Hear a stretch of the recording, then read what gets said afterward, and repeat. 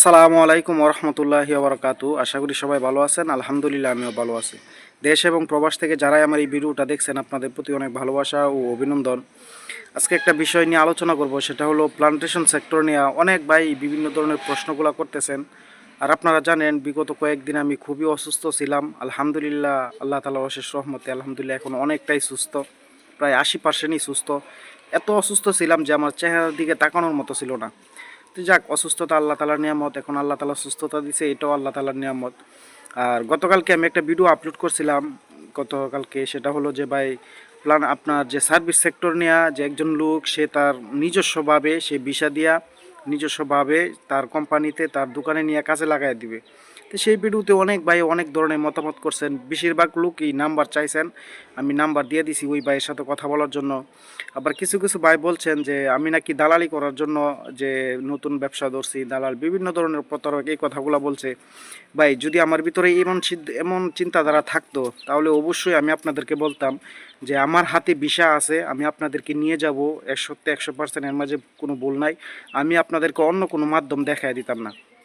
আমার কথা হলো আমার এ বিষয়ে যাওয়ার দরকারই নাই, যার কারণে আমি আপনাদেরকে বইলা দিছি আপনারা নাম্বার নিয়ে যান। যে ভাই আমাকে কল করছে আমি তাকে বইলা দিছি আপনি নাম্বার নেন, নাম্বার নিয়ে ওনার সাথে সরাসরি কথা বলেন, কথা বললে আপনি যেভাবে আসতে পারেন, আপনি কম হোক বেশি হোক যেভাবে, তবে এতটুকু আমি যেই আমার সাথে কানেক্ট করছে কথা বলছে আমি তাকে বলছি আপনি ওর সাথে কন্ট্যাক্ট করবেন, যতক্ষণ পর্যন্ত আমাদের কলিং বাইর না হবে ততক্ষণ পর্যন্ত আমি আপনাদের সাথে লেনদেন করব না। শুধুমাত্র মেডিকেলটা নিজেদের টাকায় করব, কিন্তু যদি কলিং পেপার না বাইর হয় তাহলে কিন্তু লেনদেন করব না। এটা আমি প্রত্যেকটা বাইরকেই বলে দিছি।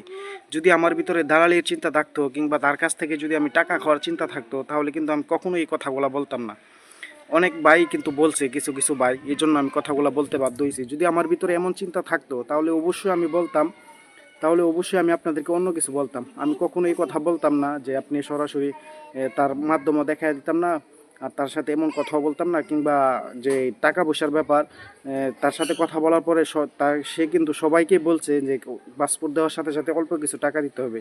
আমি কিন্তু প্রত্যেকটা বাইকে বলে দিছি যখন কলিং আসবে তখন টাকা দেওয়া হবে, কলিং ছাড়া টাকা দেওয়া হবে না। আর মূলত প্লান্টেশন সেক্টর নিয়ে যে কথাগুলো বলবো, যে প্লান্টেশন সেক্টর নিয়ে অনেক ভাই জিজ্ঞাসা করতেছেন যে ভাই এখন পর্যন্ত কলিং আসতেছে না, তো এখন তো আর আসার সম্ভাবনাও নাই, এই প্রশ্নগুলো করতেছেন যে আসার সম্ভাবনাও নাই। তো আমি যতটুকু বুঝি এটা আমার অভিজ্ঞতা থেকে, যেহেতু এতদিন আসে নাই আর বাকি যে সময় এই সময়ও যে আসবে এটার কোনো গ্যারান্টি নাই। আর এই কথাগুলো অনেকবারই বলছি, যেহেতু অনেক ভাই এখন বলতেছেন আর মাত্র সময় আছে 20-25 দিন, এই সময়ের ভিতরে যদি আপনার কলিংগুলো বাহির হয় তা আপনার বাকি প্রসেসগুলো কাজগুলো সম্পূর্ণ করে আপনার জন্য আসাটা অসম্ভব হয়ে যাবে। আর এটার সবচাইতে বড় কারণ, এই সমস্যাটার সবচাইতে বড় কারণ হলো সেটা হলো সেন্টিগ্রেড। একমাত্র সেন্টিগ্রেডের কারণে আজকে আমরা এই একটা সমস্যায় ভুগছি। যারা নাকি প্লান্টেশন সেক্টর নিয়ে মেডিকেল করছে সবাই একমাত্র এই সেন্টিগ্রেডের কারণে এই একটা সমস্যায় ভুগতে হয়েছে। যদি সেন্টিগ্রেড না হতো তাহলে কিন্তু আপনারা কম সময়ের ভিতরেই আপনারা এতদিন কলিং পেয়ে যেতেন, মালয়েশিয়াতে যাইতেন, গিয়া সেখানে কাজও করতে পারতেন। দেখেন অন্য অন্য দেশ কিন্তু সেখান থেকে আপনার ইন্দোনেশিয়া যে দেশ, সেই দেশ থেকে কিন্তু প্লান্টেশনের ভিসা নিয়ে তারা ডিসেম্বর মাসেই তারা কোম্পানিতে চলে গেছে, কোম্পানিতে ভালো ভালো জায়গায় তারা কাজ করতেছে, যে যে কোম্পানির ভিসা নিয়ে গেছে সেখানে তারা কাজ করতে পারতেছে। শুধুমাত্র আমাদের বাংলাদেশ থেকে যেতে পারে নাই, এটা একমাত্র সিন্ডিকেট করার কারণে। তারা সিন্ডিকেটটা করার কারণেই এই একটা সমস্যার সম্মুখীন হয়েছে। যদি তারা কোনো সিন্ডিকেট না করতো তাহলে এটা কখনোই হইতো না।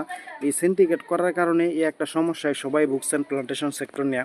আর এখন যে ভাইগুলা বলতেছেন যে ভাই এই সময়ের ভিতরে কি আর কলিং বাইর হবে নাকি, ভাই যেহেতু আপনারা এজেন্সিকে টাকা পয়সা জমা দিয়েছেন কিংবা যার মাধ্যমে আসতে চাইছিলেন তাকে টাকা পয়সা জমা দিয়েছেন, এখন আমার কথা হলো আপনারা সেই সময় পর্যন্ত অপেক্ষা করুন। যেহেতু আর 20-25 দিন সময় আছে, যখন আপনার সময়টা শেষ হয়ে যাবে, আপনার যদি কলিং নাও দিতে পারে তাহলে কিন্তু আপনি আপনার এজেন্সির কাছ থেকে টাকা পয়সা নিয়ে নিতে পারবেন।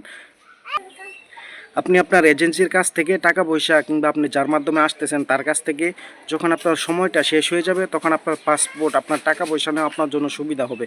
কিন্তু এই মুহূর্তে যদি আপনার যেহেতু কলিং আসতেছে না, এই বিষয়গুলো হইতেছে না, প্রসেসিং হইতেছে না, এই মুহূর্তে আপনি আপনার এজেন্সির কাছ থেকে আপনি টাকাও চাইতে পারবেন না, আপনার পাসপোর্টটাও চাইতে পারবেন না। কারণ এখানে আপনার যে এখানে আপনার যে ইন্স্যুরেন্স হয়েছে এই এখানে এখানে যে আপনার ইন্স্যুরেন্স হয়েছে এটা করতে গিয়ে মালয়েশিয়ার রিঙ্গিত খরচ হয়েছে, আরও কিছু পাশাপাশি আপনার এখানে একটা এজেন্সির 500-600 রিঙ্গিতের মতো খরচ হয়েছে।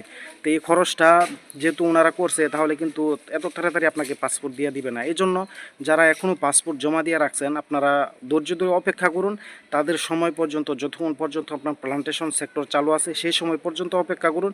যদি এই সময়ের ভিতরে না হয় তখন আপনারা আপনাদের পাসপোর্টগুলো আপনাদের এজেন্সির কাছ থেকে কিংবা যার মাধ্যমে যাইতে চাইছিলেন তার কাছ থেকে আপনি পাসপোর্টটা নেওয়া আপনার জন্য সুবিধা হবে। তো ভাই ভালো থাকবেন, সুস্থ থাকবেন। আসসালামু আলাইকুম ওয়া রাহমাতুল্লাহি ওয়া বারাকাতুহু।